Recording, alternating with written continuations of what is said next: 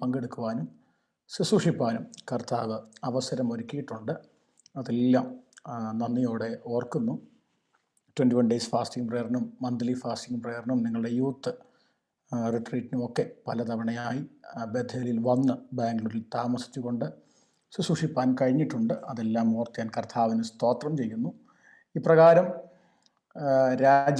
എല്ലാ രാജ്യങ്ങളും ഒരുപോലെ പ്രതിസന്ധി അനുഭവിക്കുന്ന ഈ സാഹചര്യത്തിലും നിങ്ങളോട് ചേർന്നായിരിക്കാൻ കർത്താവ് ഒരുക്കിയ അവസരത്തിനായി കർത്താവിന് സ്തോത്രം ചെയ്യുന്നു.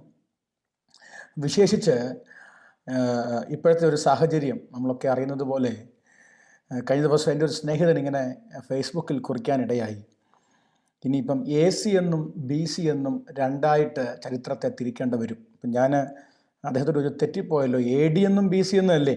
അപ്പോൾ അദ്ദേഹം പറഞ്ഞ അല്ല, AC എന്നും BC എന്നും, ആഫ്റ്റർ കൊറോണ ബിഫോർ കൊറോണ എന്ന രീതിയിൽ ചർച്ച് ഹിസ്റ്ററി തിരിക്കേണ്ടി വരും എന്ന് പറയാനിടയായി. കാരണം എന്നോട് പറഞ്ഞത്, ശ്രദ്ധിച്ച്, എവിടൊക്കെയോ ഏതൊക്കെയോ സഭകൾ തീയിടുന്നതായും സഭകൾ അടച്ചുപൂട്ടുന്നതുമായൊക്കെ വാർത്തകൾ കേട്ടപ്പോൾ സത്യത്തിൽ അല്പം ആശങ്ക തോന്നി. ആരാധനാലയങ്ങളൊക്കെ അടയപ്പെടുകയാണല്ലോ, ആരാധനയ്ക്കുള്ള സ്വാതന്ത്ര്യം കുറയുകയാണല്ലോ എന്നൊക്കെ ചിന്തിച്ചു.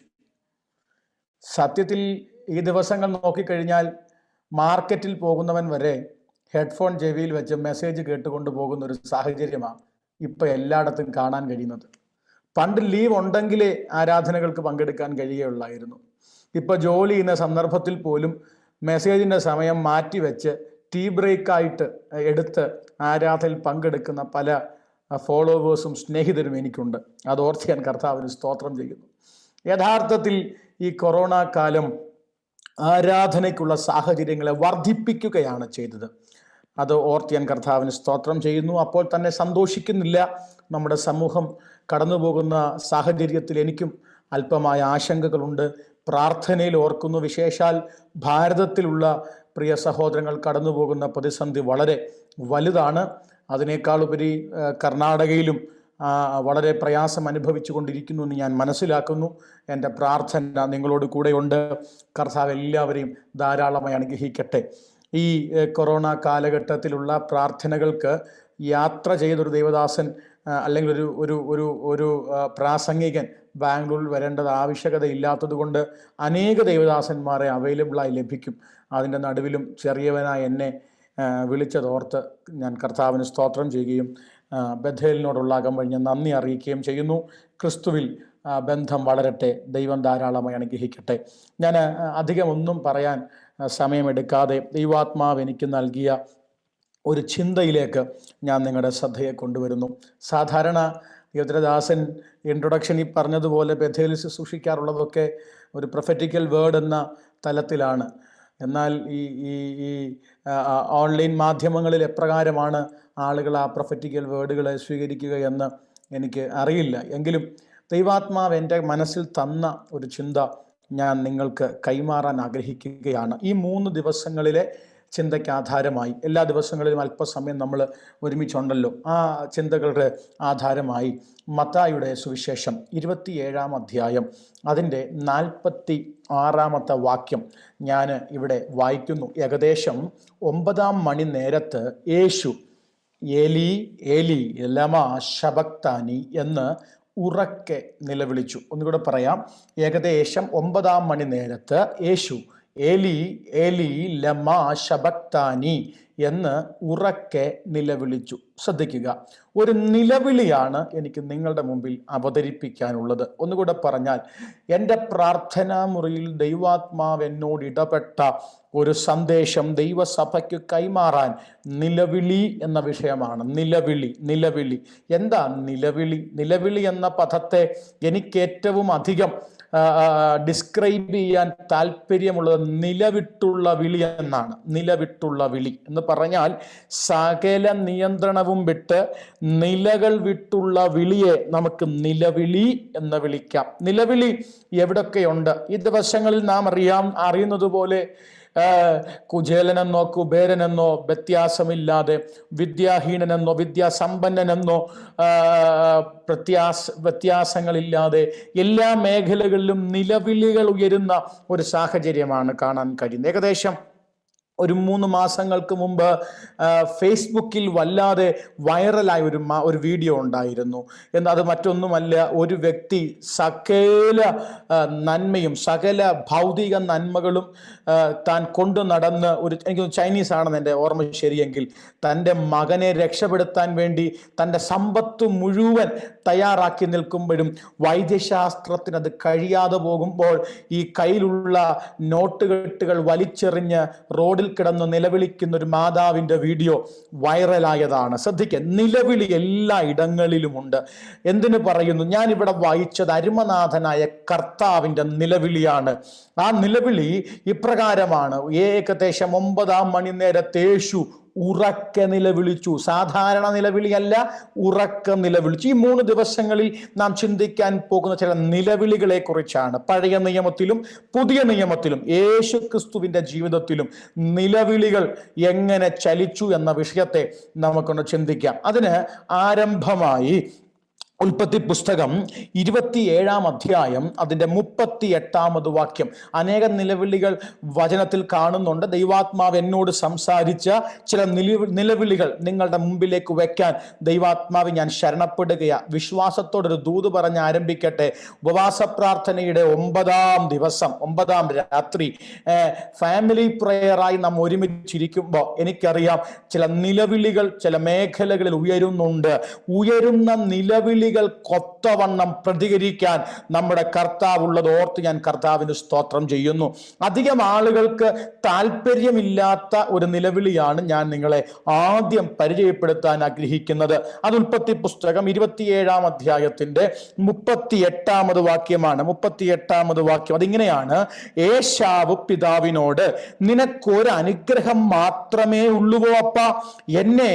എന്നെയും കൂടെ അനുഗ്രഹിക്കണമേ എന്ന് പറഞ്ഞ് അപ്പ എന്ന് പറഞ്ഞ് പൊട്ടിക്കരഞ്ഞു. ശ്രദ്ധിച്ചേ, പൊട്ടിക്കരയുന്ന ഒരു ഏശാവ്, ഒരു മകനെ ഇവിടെ കാണാൻ കഴിയുന്നുണ്ട്. ശ്രദ്ധിച്ച്, ഈ കരച്ചിലിന്, ഈ നിലവിളിക്ക് ഞാൻ ഇടാൻ ആഗ്രഹിക്കുന്ന പേര് നഷ്ടബോധത്തിലുള്ള കരച്ചിൽ. അത് നഷ്ടബോധത്തിലുള്ള കരച്ചിൽ. പിണങ്ങരുത്, ഒരു പദം കൂടെ ചേർത്ത് പറയട്ടെ.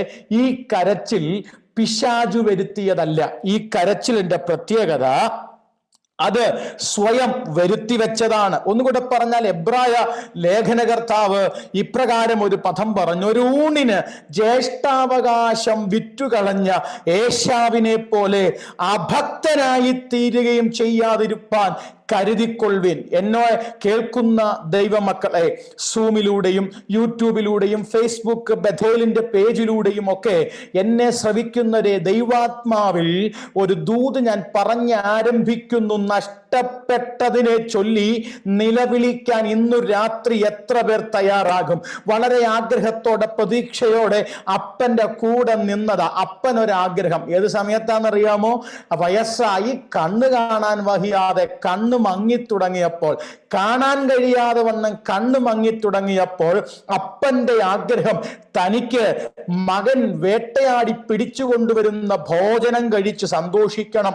അപ്പൻ ഈ ആഗ്രഹം തുറന്നു മകനോട് പറഞ്ഞു. ആ മകന്റെ പ്രത്യേകത നോക്കിക്കേ.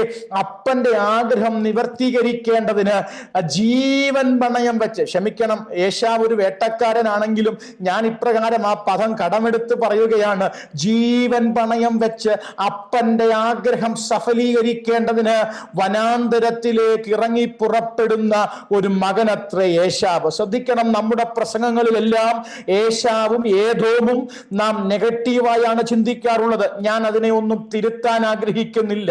എന്നാൽ എൻ്റെ ഹൃദയത്തിൻ്റെ അകത്ത് ദൈവാത്മാവ് നൽകിയ ഒരു ചിന്ത ഞാൻ പറയാം.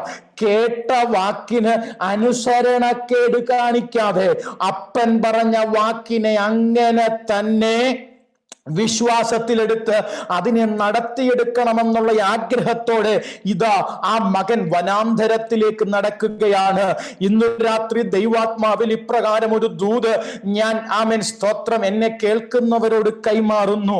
ഹല്ലേലൂയ. ഈ രാത്രി സമയം എൻ്റെ ശബ്ദം കേൾക്കുന്നവരുണ്ട്. ഏകദേശം നാട്ടിൽ 9 മണിയോട് അടുക്കുന്ന ഈ സമയം എൻ്റെ ശബ്ദം കേൾക്കുന്നവരെ നോക്കി ദൈവാത്മാവിൽ ഇപ്രകാരം പ്രതിവചനം പോലെ ദൂതായി ദൈവ ശബ്ദം കൈമാറട്ടെ. ആമേൻ, വളരെ വലിയ ആഗ്രഹത്തോടെ നിന്റെ ചിന്തയ്ക്കകത്ത് ഉത്കൃഷ്ടമെന്ന വ്യക്തമായ ബോധ്യത്തോടെ സ്വന്തം നില വകവെക്കാതെ മറ്റുള്ളവരുടെ ആഗ്രഹം സഫലീകരിക്കാൻ ഇറങ്ങിത്തിരിച്ച നീ ഏതൊക്കെ മേഖലകളിൽ കബളിപ്പിക്കപ്പെട്ടുവെന്ന് ഇന്നു രാത്രി ചിന്തിക്കാൻ പരിശുദ്ധാത്മാവ് ദൂത് പറയുന്നു. നഷ്ടബോധ്യത്തോടെ പൊട്ടി നിലവിളിക്കാൻ ഇന്നു രാത്രി എത്ര പേർ തയ്യാറാകും? പ്രൈസ് ദി ലോർഡ്, സ്തോത്രം, ഹല്ലേലൂയ. നഷ്ടപ്പെട്ടതിനെ നോക്കി കരയാൻ നിനക്ക് മനസ്സുണ്ടോ? നഷ്ടപ്പെട്ടതിനെ ഓർത്ത് കരയാൻ നിനക്ക് മനസ്സുണ്ടോ? ശ്രദ്ധിക്കണമേ, നിന്റെ കൂടെ പാർക്കുന്നവൻ, നിന്റെ കൂടെ സഞ്ചരിക്കുന്നവൻ. ഒന്നുകൂടെ പറഞ്ഞാൽ, ഈ ഭാഗം വായിക്കുമ്പോൾ തെറ്റിദ്ധരിക്കരുത്. എൻ്റെ മനസ്സിൽ വരുന്നത്, അപ്പൻ ഇസഹാക്ക് ഒരു ന്യൂട്രൽ സ്റ്റേജിൽ നിൽക്കുന്നു. ആമേൻ. ജ്യേഷ്ഠാവകാശം നഷ്ടപ്പെട്ട തൻ്റെ മകനെ അനുഗ്രഹിക്കണമെന്ന ആഗ്രഹത്തിൽ ഏശാവിനെ അനുഗ്രഹിക്കാൻ ആഗ്രഹിക്കുന്ന ഒരപ്പൻ. അതൊരിക്കലും യാക്കോബിനെ തള്ളിക്കളഞ്ഞിട്ടല്ല കേട്ടോ. Price the Lord. അപ്പൊ ന്യൂട്രലായി നിൽക്കുന്ന, പക്ഷഭേദമില്ലാതെ നിൽക്കുന്ന ഒരപ്പൻ. ശ്രദ്ധിക്കേ, മകന്റെ പ്രത്യേകത, ജ്യേഷ്ഠൻ ഏശാവ് ഒറ്റയാനായി നിൽക്കുകയാ. സ്തോത്രം, പ്രൈസ് ദി ലോർഡ്. അവിടെ രണ്ടാമത്തെ ഒരു തട്ട് നോക്കിക്കേ, അനിയൻ യാക്കോബാണ്. യാക്കോബും അമ്മയും തമ്മിൽ ഒരു അണ്ടർസ്റ്റാൻഡിങ് ഉണ്ട്. കാരണം എന്താണെന്നറിയാമോ? അമ്മയ്ക്കറിയാം യാക്കോബിന്റെ മേലുള്ള വാഗ്ദത്വം എന്താണെന്ന്. പ്രൈസ് ദി ലോർഡ്, സ്തോത്രം. ജനനത്തിലെ കേട്ട ശബ്ദം എന്തെന്ന് മാതാവിനറിയാം. ഇന്ന് രാത്രി സന്ദർഭികമായ ഒരു വാക്ക് ഞാൻ പറയട്ടെ. തലമുറകളെ ചൊല്ലി നീ കേട്ട വാഗ്ദത്തങ്ങൾക്കനുസൃതമായി സ്തോത്രം ചെയ്യാൻ കഴിയുന്ന മാതാക്കളുണ്ടെങ്കിൽ ഇന്നു രാത്രി തലമുറകളുടെ മേൽ ദൈവത്തിന്റെ സ്കെഡ്യൂളുകൾ നടക്കും. മാനുഷികമായി എഴുതപ്പെട്ട മാനുഷിക പദ്ധതികളെ പരാജയപ്പെടുത്തി ദൈവിക പദ്ധതി നിന്റെ മേൽ നടന്നെന്ന് വരാം. ഇന്ന് രാത്രി വിശ്വാസത്തോടെ ആ ദൂതുകളെ സ്വീകരിക്കുക. ശ്രദ്ധിച്ച്, ഞാൻ ആ ഒരു ഇൻസിഡന്റിലേക്ക് വരട്ടെ. ശ്രദ്ധിച്ച്, ഈ ഏശാവ് വളരെ ആഗ്രഹത്തോട് പോകുമ്പോഴും ഏശാവ് അറിയുന്നില്ല, താൻ അറിയാതൊരു ഗൂഢാലോചന തന്റെ പാളയത്തിൽ റഖമന ഹസിയാധന യേശുവിന്റെ നാമത്തിൽ ഇന്നു രാത്രി ഞാൻ ആ പദം പറയുമ്പോൾ ആത്മാവിന്റെ ഹൃദയത്തിൽ അപ്രകാരം ആമേനൊരു ചിന്ത ഉദ്ദീപിപ്പിക്കുന്നു. മറ്റൊന്നുമല്ല, നീ നിൽക്കുന്ന മേഖലകളിൽ നീ അറിയാതെ അതേ പാളയത്തിന്റെ അകത്ത് ആമേൻ, സ്തോത്രം, ഗൂഢാലോചനകൾ നടന്നു. ഗൂഢാലോചനകൾ, രണ്ടുപേർ ഒത്തിട്ട് ചില ആലോചനകൾ നടന്നു. ശ്രദ്ധിച്ച്, കൊറോണയായതുകൊണ്ട് എതിരാലോചനകൾക്ക് പഞ്ഞമുണ്ടെന്ന് വിചാരിക്കല്ല. പ്രൈസ് ദി ലോർഡ്, സ്തോത്രം. ഒരു പ്രത്യേക ആലോചന, അത് അമ്മയുടെ പദ്ധതിയാ. അമ്മ മോനോട് പറയുന്നു, മോനെ, നിന്റെ അപ്പൻ നിന്റെ ജ്യേഷ്ഠനെ വിളിച്ച് ഇപ്രകാരം ഒരു കാര്യം പറഞ്ഞു, അത് ഞാൻ കേട്ടു. അതുകൊണ്ട് നീ ഒരു കാര്യം ചെയ്യണം. നീ വേഗത്തിൽ ചെന്ന് നമ്മുടെ കൂട്ടത്തിൽ നിന്ന് 2 കോലാട്ടും കുട്ടിയെ പിടിച്ചുകൊണ്ടുവരണം. ഞാനത് നിന്റെ അപ്പന്റെ ആഗ്രഹത്തിനനുസരിച്ച് അതിനെ പാകം ചെയ്തു തരാം. ശ്രദ്ധിച്ചേ, ഇതൊന്നും അറിയാതൊരു മടയനെ പോലെ ഏശാവ് നടക്കുകയാണ്. പ്രൈസ് ദി ലോർഡ്, സ്തോത്രം, ഹല്ലേലൂയ. ശ്രദ്ധിക്കണം, ഏശാവ്, നിനക്ക് എന്തുകൊണ്ട് ഇത് അറിയാൻ കഴിഞ്ഞില്ല? തിരിഞ്ഞു നോക്കണം. ഇന്നലകളിൽ ഒരു നേരത്തെ ഊണിനു വേണ്ടി ജ്യേഷ്ഠാവകാശം കളയാൻ നീ കാണിച്ചൊരു തിടുക്കമുണ്ടല്ലോ, അന്ന് നീ അറിഞ്ഞില്ല ജ്യേഷ്ഠാവകാശം നഷ്ടപ്പെടുന്നവന് ജ്യേഷ്ഠന്റെ അനുഗ്രഹവും നഷ്ടപ്പെടുമെന്ന്. എത്ര പേർക്ക് അർത്ഥം മനസ്സിലാക്കാൻ കഴിയുന്നുണ്ട്? ജ്യേഷ്ഠാവകാശം ഒരു ഊണിന് വിട്ടുകളഞ്ഞിട്ട്, നേരത്തെ പായസത്തിന് വിറ്റുകളഞ്ഞിട്ട്, ആരും അറിയാതെ ഒരപ്പന്റെ അനുഗ്രഹം കൊണ്ട് നഷ്ടപ്പെട്ടത് തിരിച്ചു പിടിക്കാമെന്ന് നീ കരുതിയെങ്കിൽ ഇല്ലില്ല, നീ വരുത്തി വെച്ചത് നിമിത്തം നീ നിലവിളിക്കേണ്ടി വരും. ഇന്ന് രാത്രി ആ ഒരു പദത്തെ, അത് പഴയ നിയമ ഭാഗമാക്കട്ടോ, പുതിയ നിയമ വെളിപ്പാടിലേക്ക് കണക്ട് ചെയ്ത് ഇന്ന് രാത്രി ഒരു ദൂത് ദൈവസഭയ്ക്ക് ഞാൻ കൈമാറുന്നു. ഇന്നലകളിൽ സംഭവിച്ചു പോയ പരാജയങ്ങളെ തിരിച്ചറിഞ്ഞ് ഒരു മടങ്ങി വരവിനു വേണ്ടി, ഏശാവിന് ഒരു മടങ്ങി വരവ് ലഭിച്ചില്ല. എന്നാൽ ഇന്നു രാത്രി എനിക്ക് സന്തോഷമുണ്ട്. പുതിയ നിയമത്തിന്റെ വക്താക്കളായ പരിശുദ്ധാത്മാവ് നമ്മെ തിരഞ്ഞെടുത്തെങ്കിൽ, പുതിയ നിയമത്തിന്റെ ശുശ്രൂഷകന്മാരാക്കി പരിശുദ്ധാത്മാവ് നമ്മെ അപ്പോയിന്റ് ചെയ്തെങ്കിൽ, ഇന്നു രാത്രി വ്യക്തമായി തിരിച്ചറിഞ്ഞുകൊള്ളുക. ഇന്നലകളിൽ അതിന്റെ പരാജയങ്ങളെ തിരിച്ചറിഞ്ഞ് നിലവിളിക്കാൻ തയ്യാറാകട്ടെ. ഹല്ലേലൂയ. ബഥേൽ ഗ്ലോബലായുള്ള ബഥേൽ വിശ്വാസികളോട്, ബഥേലൈറ്റ്സിനോട് വിശ്വാസത്തോടെ ഞാൻ പറയുന്നു, ഒരു നിലവിളി ഉയരട്ടെ. എന്തെന്നറിയാമോ? എവിടൊക്കെയോ പിശാചു വഞ്ചിച്ചു കളഞ്ഞ തലത്തിനപ്പുറം ആത്മാവിൽ തിരിച്ചു കയറുന്ന ഒരു മേഖല ഇന്നു രാത്രി ഉരുവായി വരേണ്ടതിന് ദൈവസഭ കരയട്ടെ, ദൈവസഭ കരയട്ടെ. എനിക്ക് വിശ്വാസമുണ്ട് വിവിധ രാജ്യങ്ങളിൽ നിന്നാണ് ഈ ശബ്ദം ശ്രവിക്കുന്നത്. ആമേൻ, സ്തോത്രം. ബഥേലിന്റെ സ്വീകാര്യതയും ബഥേലിന്റെ ഓഡിയൻസിന്റെ ലെവലും എനിക്ക് നല്ല ബോധ്യമുണ്ട്. ഇന്ന് രാത്രി വിവിധ രാജ്യങ്ങളിൽ, വിവിധ ഭൂഖണ്ഡങ്ങളിൽ ഇരുന്നുകൊണ്ട് എന്നെ ശ്രവിക്കുന്നവരുടെ ആത്മാവിൽ ഞാൻ കൈമാറുന്നു.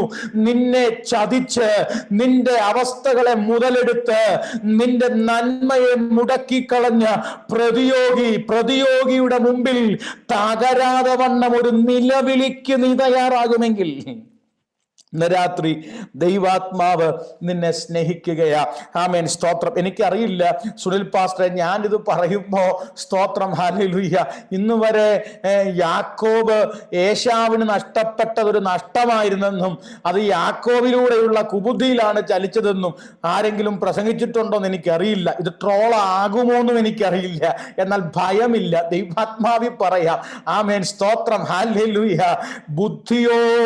ബുദ്ധിയോടെ നിൽക്കാൻ എന്റെ ശബ്ദം ശ്രവിക്കുന്നവർ തയ്യാറാകട്ടെ. സമയം വേഗത്തിൽ മുമ്പോട്ട് പോകുന്നു. 9:30 അടുക്കുന്നു. രണ്ടാമത്തെ ഒരു നിലവിളി ഞാൻ വേഗത്തിൽ നിങ്ങളുടെ മുമ്പിൽ വെക്കട്ടെ. എൻ്റെ ഒരു ആഗ്രഹം, കുറേ നിലവിളികൾ ഇന്ന് നിങ്ങളുമായി ഷെയർ ചെയ്യണം. ഈ പഴയ നിയമ ഭാഗം ഇന്നിവിടെ അവസാനിപ്പിച്ച് പുതിയ നിയമത്തിലേക്ക് കടക്കണമെന്നാണ്. ആമേൻ, സ്തോത്രം. അവസാന ദിവസം യേശുക്രിസ്തുവിന്റെ നിലവിളിയിൽ സംഭവിച്ച കാര്യങ്ങൾ ആത്മീക മർമ്മങ്ങളായി കൈമാറണമെന്ന് ആഗ്രഹമുണ്ട്. അതുകൊണ്ട് വേഗത്തിൽ മുമ്പോട്ട് പോകട്ടെ. ഉൽപ്പത്തി പുസ്തകം തന്നെ 29-ാം അധ്യായം അതിന്റെ 11-ാമത് വാക്യത്തിൽ മറ്റൊരു പദം കിടപ്പുണ്ട്. 29-ാം അധ്യായത്തിന്റെ 11-ാമത് വാക്യം അതിങ്ങനെയാണ്: യാക്കോബ് റാഹേലിനെ ചുംബിച്ച് പൊട്ടിക്കരഞ്ഞു. യാക്കോബ് റാഹേലിനെ ചുംബിച്ച് പൊട്ടിക്കരഞ്ഞു. തൊട്ടു മുമ്പ് നമ്മൾ സംസാരിച്ചു കൊണ്ടിരുന്ന വിഷയവുമായി ഇതിന് ബന്ധമുണ്ട്. ശ്രദ്ധിക്കണമേ. ഏശാവിനെ അമ്മയുടെ സഹായത്തോടെ ചതിച്ചെന്നോ കളിപ്പിച്ചെന്നോ സാമർഥ്യത്തോടെ കാര്യങ്ങൾ കൈകാര്യം ചെയ്തെന്നോ നിങ്ങൾക്ക് ഇഷ്ടമുള്ള വാക്കുകൾ ഇട്ട് കൊടുത്തുകൊള്ളുക. അവിടെ നിന്ന് ഇറങ്ങി ഓടുന്ന ഒരു യാക്കോബിന്റെ മുമ്പിൽ ഒരു ചിന്തയുണ്ട്. ലാബാന്യ ഗ്രഹത്തിൽ എനിക്ക് എത്തണം. അമ്മയാ പറഞ്ഞു കൊടുത്തത്, എൻ്റെ നേരെ ആങ്ങള ഇന്നിടത്തുണ്ട്, നീ അങ്ങോട്ട് ചെല്ലണം. ശ്രദ്ധിച്ച്, ഇന്നത്തെ പോലെ GPS സംവിധാനം അവിടെ ഇല്ല കേട്ടോ. ഗൂഗിൾ മാപ്പ് ഇട്ട് പോകാനുള്ള അവസരം ഇവിടെ ഇല്ല. ഈ ഗൂഗിൾ മാപ്പിനെ പോലും വിശ്വസിക്കാൻ കഴിയാത്ത സാഹചര്യത്തിലൊക്കെയാ ഇപ്പം നിൽക്കുന്നത്. ഞാൻ ഇന്നലെ രാത്രി ഞാനിരിക്കുന്ന ഈ അലൈനിൽ നിന്ന് തൊട്ടടുത്തുള്ള മറ്റൊരു സ്ഥലത്തേക്ക് പോയി. ഞാൻ വാഹനം ഓടിച്ചു പോകുമ്പോൾ പെട്ടെന്ന് ഗൂഗിൾ മാപ്പിന് പകരം വേയ്സ് എന്നൊരു ആപ്ലിക്കേഷൻ ഉണ്ട്. ആ ആപ്ലിക്കേഷൻ യൂസ് ചെയ്ത് മുമ്പോട്ട് പോകുമ്പോൾ ഏകദേശം ഒരു 13 കിലോമീറ്റർ കൊണ്ട് ഞാൻ ആ സ്ഥലത്ത് എത്തിച്ചേർന്നു. അവിടെ ചെന്ന് വർത്തമാനമൊക്കെ പറഞ്ഞപ്പോൾ ഞാൻ പറഞ്ഞു, ഈ 13 കിലോമീറ്റർ ഉണ്ടെങ്കിലും ട്രാഫിക് ഇല്ലാത്ത കൊണ്ട് വേഗത്തിൽ ഇങ്ങ് വരാൻ പറ്റി. അപ്പോൾ ആ സഭയുടെ ശുശ്രൂഷകന്റെ വീട്ടിലാണ്, റോയ് പാസ്റ്റർ എന്ന് പറയും. അദ്ദേഹം പറഞ്ഞു 13 കിലോമീറ്റർ. ഞാൻ പറഞ്ഞു 13 കിലോമീറ്റർ. പറഞ്ഞു ഇവിടുന്ന് 2 കിലോമീറ്ററേ ഉള്ളൂ അങ്ങോട്ട്. അപ്പൊ തിരിച്ച് ഞാൻ വന്നപ്പോൾ 2 കിലോമീറ്റർ. അപ്പോഴാണ് എനിക്ക് മനസ്സിലായത്, അന്ന് വരെ എൻ്റെ ചിന്ത ഗൂഗിൾ മാപ്പ് ഏറ്റവും എളുപ്പമുള്ള വഴി കൂടെ കൊണ്ടുപോകുന്നായിരുന്നു. പ്രൈസ് ദി ലോർഡ്, സ്തോത്രം. ശ്രദ്ധിച്ചേ, സംഭവിച്ചെന്നറിയാമോ? ഇടയ്ക്കുള്ള ഒരു വഴി 2 ദിവസം ബ്ലോക്ക് ആക്കി വെച്ചിരുന്നു. ബ്ലോക്ക് മാറ്റിയത് ഗൂഗിൾ മാപ്പ് അറിഞ്ഞില്ല. അതാ സംഭവിച്ചത്. ശ്രദ്ധിച്ചേ, ഞാൻ വേഗത്തിൽ അങ്ങോട്ട് പറഞ്ഞു കയറാം. ശ്രദ്ധിച്ചേ, ഈ യാക്കോബ് ഒരിടത്തേക്ക് ചെല്ലണമെന്ന് അമ്മ പറഞ്ഞു. അത് കേട്ട് വിശ്വാസത്തോടെ അങ്ങ് ചാടി ഇറങ്ങി. ഇവനെ കുറ്റം പറയാൻ കഴിയത്തില്ല. കാരണം എന്തെന്നറിയാമോ? ഇവന്റെ വല്യപ്പൻ എവിടോട്ടാണെന്ന് പോലും പറയാന്ന് കാണിപ്പാനിരിക്കണ ദേശത്തേക്ക് ഇറങ്ങിക്കോളാൻ പറഞ്ഞപ്പോ തൻ്റെ ഇടത്തോടെ ഇറങ്ങിയവനാ. കൊച്ചുമോൻ പിന്നെ ഇന്നിടത്തോട്ട് പോകാൻ പറഞ്ഞാൽ പോകാതിരിക്കുവോ? പ്രൈസ് ദി ലോർഡ്, സ്തോത്രം. അപ്പൊ വീട് അറിയത്തില്ല, അഡ്രസ് അറിയത്തില്ലെങ്കിലും യാക്കോബ് അങ്ങ് ഇറങ്ങിത്തിരിച്ചു കേട്ടോ. വനാന്തരങ്ങൾ താണ്ടി, മരുഭൂമികൾ താണ്ടി ഇങ്ങനെ സഞ്ചരിക്കുകയായി യാക്കോബ്. Price the Lord. ഒറ്റ ആഗ്രഹമേ ഉള്ളൂ, നേരെ അമ്മാച്ചനെ കണ്ടെത്തണം, ലാബാന്യ ഗ്രഹത്തിലെത്തണം. ഞാൻ ഇന്നയാളുടെ മകനാണെന്ന് പറയണം, എങ്ങനെങ്കിലും ലൈഫ് ഒന്ന് സെറ്റിലാക്കണം. എൻ്റെ ഭാഷ പറഞ്ഞാൽ ആമേൻ, ലൈഫ് എങ്ങനെങ്കിലും ഒന്ന് സെറ്റിലാക്കണം. ഈ ആഗ്രഹത്തോടെ ഇറങ്ങി തിരിച്ചവൻ. എൻ്റെ ശബ്ദം ശ്രവിക്കുന്നവരെ, പല രാജ്യത്തിലും നമ്മൾ എത്തിച്ചേർന്നത് ജീവിത സന്ധാരണത്തിന് വേണ്ടിയല്ലേ? ഈ ഒരു ആഗ്രഹത്തിലാണ് യാക്കോബും മുമ്പോട്ട് പോകുന്നത്. പക്ഷേ എൻ്റെ ചിന്തയാകട്ടോ, ആ പോക്കിനെ കുറിച്ചൊക്കെ ഒന്ന് പഠിച്ചോണം. ആ പോക്കിൽ നടന്ന സംഭവങ്ങളൊക്കെ നമുക്ക് നല്ലതുപോലെ അറിയാം. ഞാൻ അതൊന്നും വിശദീകരിക്കുന്നില്ല. സൂര്യൻ അസ്തമിച്ചും സൂര്യൻ ഉദിച്ചും ഒക്കെ ഇങ്ങനെ പോകുകയാ. ലൂസിനെ ബഥേലാക്കിയും പെനിയേലിനെ അവൻ സൂര്യൻ ഉദിപ്പിച്ച പെനിയേലിലൂടെയും ഒക്കെ ഇങ്ങനെ പോകുന്ന വഴി, പ്രൈസ് ദി ലോർഡ്, സ്തോത്രം. എൻ്റെ ചിന്തയാണ്, ഇങ്ങനെ മുമ്പോട്ട് പോയി നടന്നിട്ടും എവിടെത്തുമെന്നറിയാതെ, വഴി തേടി ആശ്രയമില്ലാതെ മരുഭൂമിയിൽ നടക്കുമ്പോൾ തൻ്റെ മുൻപിൽ താൻ നോക്കുമ്പോൾ ഇതാ ഒരാട്ടിൻ പറ്റം നടന്നു വരുന്നു. അതിൻ്റെ കൂടെ ഒരു ബാല്യക്കാരത്തി നിൽക്കുന്നു. ഒറ്റ നോട്ടത്തിൽ യാക്കോബിന് കാര്യം പിടികിട്ടി. തേടിയ വള്ളി കാലിൽ ചുറ്റിയതുപോലെ റാഹേൽ മുമ്പിൽ നിൽക്കുകയാ. യാക്കോബ് ഓടിച്ചെന്ന് തന്റെ അമ്മാച്ചന്റെ മകളെ കെട്ടിപ്പിടിച്ച് കരയുന്ന ഒരു ഭാഗമാണ് നമ്മൾ വായിച്ചത്. പ്രവചനാത്മാവിൽ, സ്തോത്രം, എനിക്കറിയാം ഒരു അല്ലിഗറിക്കൽ ചിന്തയാണ് ഞാൻ ഈ പറയാൻ പോകുന്നത്. പക്ഷേ പ്രവചനാത്മാവിൽ ഒരു ദൂത് പറയാം. ഗതി അറിയാതെ എങ്ങോട്ടെന്നറിയാതെ കൃത്യമായ ഡയറക്ഷൻസ് ഡൈലമയായി പോയ സാഹചര്യത്തിൽ നടക്കുന്ന എൻ്റെ ശ്രോതാക്കളിൽ ചിലരോട് ആത്മാവിൽ ഒരു ദൈവദാസൻ എന്ന നിലയിൽ ഞാനൊരു ദൂത് കൈമാറുന്നു. നീ തേടി നടന്നത് നിന്റെ കൺമുമ്പിൽ വെളിപ്പെടാൻ സമയമായി. Price the Lord. തന്റെ മുമ്പിൽ കണ്ട് സന്തോഷത്തോടെ കെട്ടിപ്പിടിച്ച് കരയുന്ന നാളുകൾ മുമ്പിലുണ്ടെന്ന് പരിശുദ്ധാത്മാവിൽ ഞാൻ ദൂത് കൈമാറുന്നു.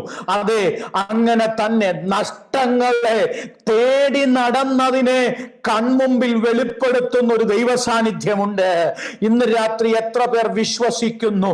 എവിടേക്കെന്നറിയാതെ ഈ സാഹചര്യത്തിൽ, പണ്ട് ഭക്തൻ പാടിയില്ലേ, അടുത്ത ചുവട് വെക്കേണ്ടത് എങ്ങനെന്നറിയുന്നില്ലെന്ന്, അതുപോലെ അടുത്ത സ്റ്റെപ്പ് എന്തെന്നറിയാതെ നിൽക്കുന്ന ദൈവമക്കളെ നോക്കി വിശ്വാസത്തോടൊരു ദൈവദാസന നിലയിൽ ഞാൻ ആ പദം പറയുന്നു. നിന്റെ കണ്ണ് നീ തേടി നടന്നതിനെ കാണാൻ സമയമായി. സന്തോഷത്തിന്റെ കണ്ണുനീരുകൾ നിന്റെ കണ്ണിൽ നിന്ന് പുറപ്പെടാൻ സമയമായി. നീ ആശ്രയമില്ലാത്തവനായി മരുഭൂമിയിൽ കിടക്കുന്നെന്ന് വിലയെഴുതിയവന്റെ മുമ്പിൽ ആശ്രയമായി നീ തേടിയത് നിന്റെ കൺമുമ്പിൽ എത്താൻ തുടങ്ങുന്നു. വിശ്വസിക്കുന്നവർ ആ ദൂതിന് ആമേൻ പറയട്ടെ. പ്രൈസ് ദി ലോർഡ്, സ്തോത്രം. മൂന്നാമത് ഒരു ഭാഗം കൂടെ ഉൽപ്പത്തിയിൽ നിന്ന് പറഞ്ഞിട്ട് ഞാൻ അടുത്ത ഭാഗത്തേക്ക് വരും. വേഗത്തിൽ ഞാൻ ഇന്നത്തെ സെഷൻ വൈൻഡ് അപ്പ് ചെയ്യും. സമയം എനിക്ക് നല്ല ബോധ്യമുണ്ട്. മൂന്നാമത് 33-ാം അധ്യായത്തിലേക്കാണ്. ഉൽപ്പത്തി പുസ്തകം 33-ാം അധ്യായത്തിലാണ്. അവിടെ മറ്റൊരു പദമുണ്ട്. ഏശാവ് ഓടി വന്ന് അവനെ എതിരേറ്റു, ആലിംഗനം ചെയ്തു, അവന്റെ കഴുത്തിൽ വീണ് അവനെ ചുംബിച്ചു, രണ്ടു പേരും കരഞ്ഞു. ശ്രദ്ധിച്ചേ, ഇവിടെ ഇതുവരെ എല്ലാം ഓരോ വ്യക്തികൾ കരയുന്ന കാഴ്ചയാ കണ്ടത്. പക്ഷെ ഇവിടെ രണ്ടുപേർ കരഞ്ഞു. ഒരു കൂട്ടക്കരച്ചിലിന്റെ ആരംഭം. എന്താ ഇവിടുത്തെ സാഹചര്യം എന്നറിയാമോ? ലാബാന്റെ വീട്ടിൽ നിന്ന് ലഭിച്ച നന്മയുമായി, ഞാൻ വിശദീകരിക്കുന്നില്ല, എനിക്ക് എൻ്റെ ഓർമ്മ ശരിയെങ്കിൽ ബഥേലിൽ ആദ്യമായി ഞാൻ ഒരു 3 ദിവസം ഉപവാസ പ്രാർത്ഥനയ്ക്ക് വരുമ്പോൾ അന്ന് യോസഫ് എന്ന വിഷയത്തെ ആസ്പദീകരിച്ച് പ്രസംഗിച്ചത് എനിക്ക് ഓർമ്മയുണ്ട്. അതുകൊണ്ട് അതിൻ്റെ പശ്ചാത്തലം ഞാൻ വിശദീകരിക്കാത്തത്. ശ്രദ്ധിച്ചേ, ആമേൻ, സ്തോത്രം. ലാബാന്റെ ഭവനത്തിൽ നിന്ന് നഷ്ടപ്പെട്ടു എന്ന് കരുതിയിടത്ത് പ്രതീക്ഷിക്കാത്ത നന്മകളുമായി മടങ്ങി വരുന്ന യാക്കോബിനെയാണ് കാണുന്നത്. യാബോക്കിന്റെ കടവിൽ മല്ലു പിടിക്കുന്നതും പേര് മാറുന്നതും ഒക്കെ നമുക്കറിയാം. നമ്മൾ ഒത്തിരി ദൂത് കേട്ടതാ. മല്ലു പിടിച്ചവന്റെ പേര് മാറുമെന്നും ദൂതനെ പൊരുതി തോൽപ്പിച്ചവൻ പേര് മാറി അക്കരെ കടക്കുമെന്നും. ഇതൊക്കെ അവിടെ നിൽക്കട്ടെ. പക്ഷേ തൻ്റെ ഹൃദയത്തിൽ ഒരു ഭയമുണ്ടായിരുന്നു. അത് മറ്റൊന്നുമല്ല, താൻ ഇങ്ങോട്ട് വന്നപ്പോ ഒരു ഏശാവിനെ കളിപ്പിച്ചിട്ടുള്ള വരവാ എന്ന് തൻ്റെ ജീവന് വേണ്ടി ഏശാവ് കാത്തു നിൽക്കുകയാ. എന്നെങ്കിലും ഒരിക്കൽ തന്നെ കാണാൻ അവസരം ലഭിക്കുമ്പോൾ അവന്റെ കത്തിയുടെ മുമ്പിൽ ഞാൻ തീരും. ശ്രദ്ധിച്ചേ, ഇപ്രകാരം തകർച്ചയുടെ ഒരു ചിന്ത തൻ്റെ മുമ്പിലുണ്ട്. പ്രൈസ് ദി ലോർഡ്, സ്തോത്രം. ശ്രദ്ധിച്ചേ, യാക്കോബിന് ഏശാവായിരുന്നു ഭയം വരുത്തിയ വസ്തുവെങ്കിൽ നമ്മെ ഭയപ്പെടുത്തുന്നത് മറ്റു പല കാര്യങ്ങളുമാണ്. ചിലരെ ഭയപ്പെടുത്തുന്നത് ഡോക്ടർസ് നൽകിയ സർട്ടിഫിക്കറ്റുകളാണ്. ചിലരെ ഭയപ്പെടുത്തുന്നത്, ശ്രദ്ധിക്കുക, നിന്റെ ബാങ്കർ നിനക്ക് തന്ന കടത്തിന്റെ കണക്കുകളാണ്. Praise the lord. ചിലരെ ഭയപ്പെടുത്തുന്നത് നിന്റെ തലയ്ക്കുമോൾ ആടി നിൽക്കുന്ന നിന്റെ എംപ്ലോയർ തൂക്കിയിട്ട വാളാണ്.